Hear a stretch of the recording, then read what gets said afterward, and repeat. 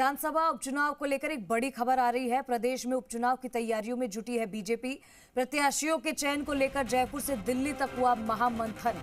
रविवार सुबह सीएमआर में हुई राजस्थान बीजेपी कोर कमेटी की बैठक। अब कोर कमेटी ने 7 सीटों पर प्रत्याशियों के पैनल पर मुहर लगाई है। दिल्ली में जेपी नड्डा, अमित शाह की मौजूदगी में बैठक हुई। हालांकि जयपुर और दिल्ली में हुई बैठक में पूर्व मुख्यमंत्री वसुंधरा राजे शामिल नहीं हुई। विधानसभा उपचुनाव की सीटों पर प्रत्याशियों के चयन पर आखिरी मंथन।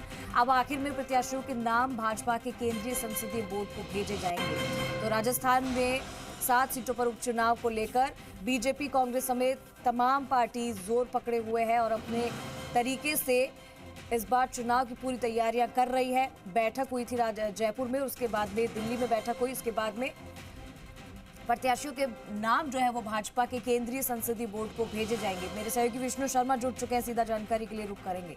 विष्णु, उपचुनाव को लेकर जयपुर में बैठक हुई कोर कमेटी की, उसके बाद दिल्ली में बैठक हुई जेपी नड्डा की अध्यक्षता में।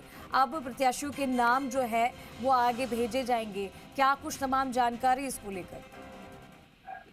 राजस्थान विधानसभा में 7 जो सीटें हैं उनको उपचुनाव होना है।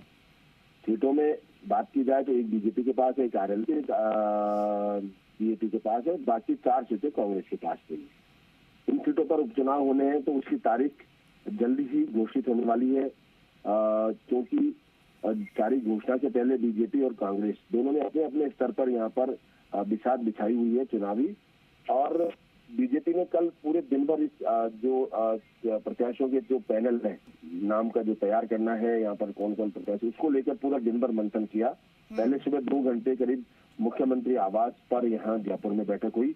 बैठक में कोर कमेटी के तमाम सदस्य मौजूद थे। मुख्यमंत्री भजनलाल शर्मा सहित बीजेपी प्रदेश अध्यक्ष, प्रदेश प्रभारी, सह प्रभारी, इसके अलावा केंद्रीय मंत्री गजेंद्र सिंह शेखावत, पूर्व केंद्रीय मंत्री कैलाश चौधरी, विशेष आमंत्रित सभी के तमाम लोग यहाँ पर इस बैठक में थे।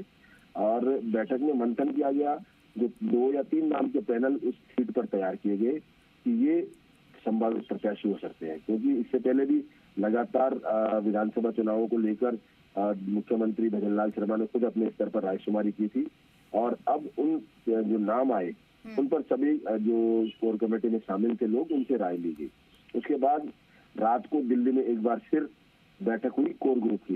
बीजेपी कोर ग्रुप की जो बैठक हुई उसमें बीजेपी के राष्ट्रीय अध्यक्ष जेपी नड्डा और केंद्रीय गृह मंत्री अमित शाह उनकी मौजूदगी रही और उनके सामने ये बैठक हुई। और उसमें जो प्रत्याशियों का पैनल था उस पर बाकायदा डिस्कस हुआ कि कौन उसमें उपयुक्त प्रत्याशी होगा।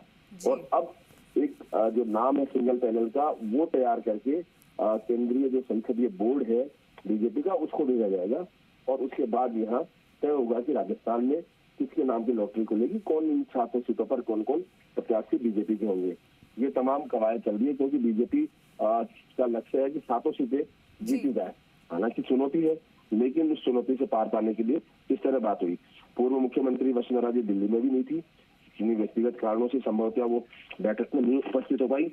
जयपुर की जो कोर कमेटी हुई थी उसमें दिया कुमारी विदेश गई हुई है, वो शामिल नहीं हो पाई। तो ऐसे में कुछ लोग शामिल नहीं हो पाए थे और कुछ लोग जो पूर्व प्रदेश अध्यक्ष और हरियाणा प्रभारी बड़ी चुनौती तो कह सकते हैं बीजेपी के सामने है यहाँ पर। विष्णु, आप जुड़े रहिए हमारे साथ, आपसे और अपडेट भी लेंगे हम। फिलहाल जयपुर और दिल्ली में बैठक के बाद अब नाम जो है वो आगे भेज दिए जाएंगे। आपको हम जानकारी दे दें कि भाजपा के केंद्रीय संसदीय बोर्ड को नाम भेजे जाएंगे प्रत्याशियों के जो नाम है।